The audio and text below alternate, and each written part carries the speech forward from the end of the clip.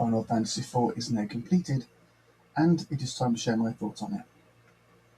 This game has much more developed characters than previous installments. The main character, Cecil, and his friend Kain have a pre-existing relationship as friends, whereas in the previous games, it's almost like four randomers who just plonked into the world together, except in 2, when they were all orphans or something. There are a lot more cutscenes and story direction than the previous games. This is good. I like each character having their own personality and their own class. It gives them more personality.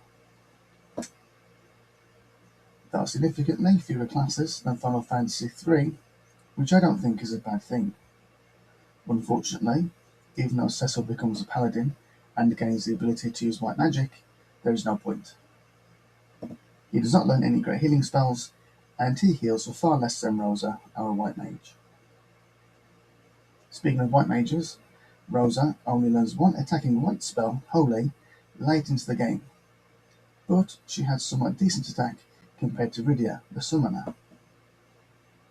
I think summoning is a cool concept, and it's done brilliantly in Final Fantasy X, but the cost of summoning spells is high, so you can't use it very much before you run out of magic points. In the previous games, I was able to find equipment that could cast black magic or healing spells and use them reliably. Although those items exist in Final Fantasy IV, the amount of damage or healing they do is not worth it.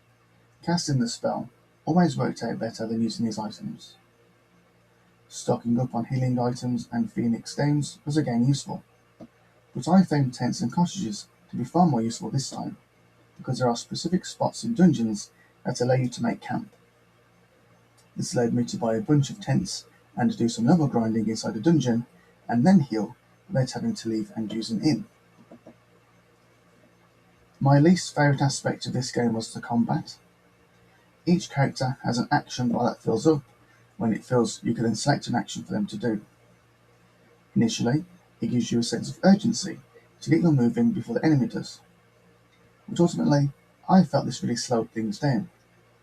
Every time an enemy or character took an action, the action bar would stop filling up. In some battles, where there were 6 enemies, it seemed to take a long time before any of my characters could do something. The action bar exists in Final Fantasy XII, and that's fine. Maybe because the gambit system lets you automate some of the action. It wasn't so annoying later in the game for me or anything. In fact, the combat for certain fights was far more involved than in previous games.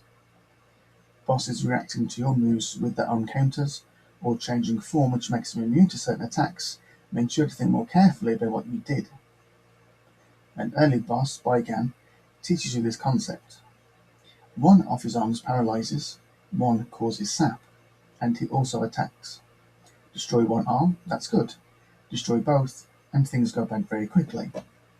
This theme occurs again in a late game boss. Overall, this was a really good game. My favourite characters were Cid, his personality was great throughout, and Rydia because summoning was cool, even though not very useful. Now, let's check out some art. Darkness and light represents the two sides of Cecil, his early role as a Dark Knight, and then his transition to a Paladin.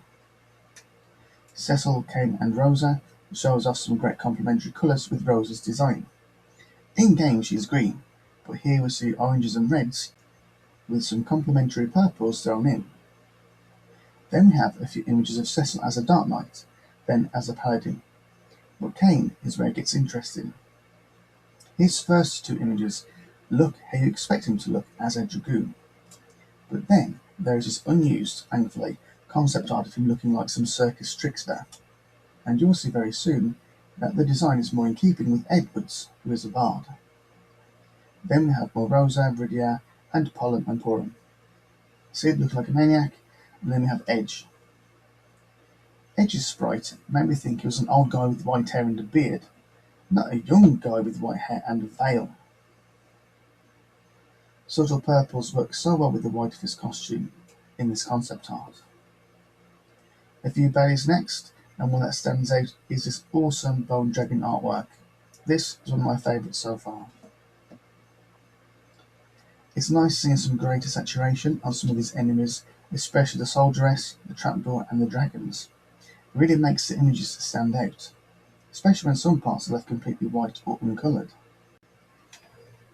That's all for this video. Final Fantasy V will be next. Thanks for watching.